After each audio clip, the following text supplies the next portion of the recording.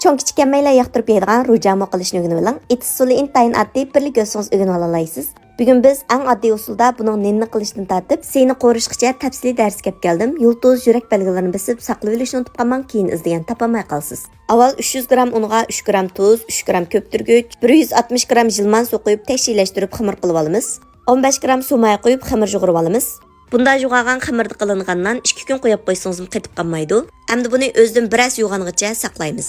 Xamirimiz o'ylab har kun-kunak holat ketganda videoda ko'rsatgan bo'yicha xamirga yaxshi ishlaymiz. Xamirni 2 ga bo'lib piltiq qilib olgandan keyin o'lchab turib cho'ng kichikligini o'xshash qilib kesib tayyorlab olamiz. Endi buni xamirni manti tukkandek tugib yumaloqlab olsanglar bo'ldi. Yoki bo'lmasa videoda ko'rsatgan bo'yicha boshda yumaloqlab olgandan keyin no'g'ish bilan yeyib Muştaqni piziltib, onun ikin dumulaqlab, onun ikin muşqal alatda besib tayyorlab olsanglar, intayin arz churk alatda pishidi.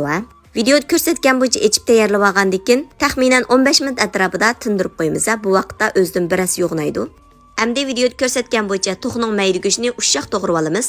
Ko'rib mishaykapsizlar do'stlar, qo'shmaganlar qo'shib olinglar. Hozir 60 xil darsimizni faoliyat qilyapmiz. Cho'ng taqsiliq qo'rma, har xil taom, pishiriq, ichimlik, murabba. Bozorlik sovuq say darsikimizni 10 qo'y bilan o'rganalaysiz. Dars tizimlatmoqchi bo'lsangiz, Undidar Nazi 7733 ekran tutgan numar shu. Men asos jihatdan tovuq qazini ishlataman.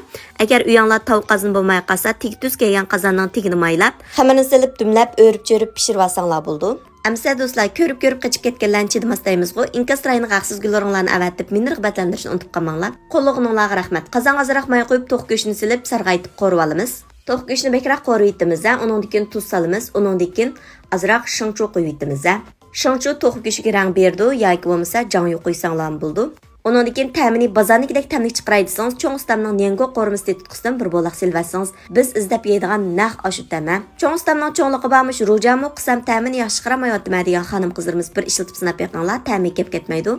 Onun diken qızıllas, köklas, samsaqlarını silib, zirdan jiqaraq silib etimiz, laz undummu, muvafiq miqdarda silib etimiz, az miqdarda tuz salimiz.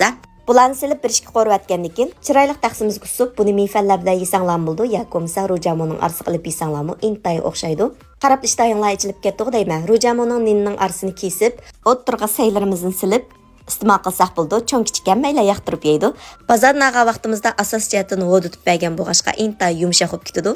O'rganib oldingizmi? Qiynamisiz mitib sinab yiqing.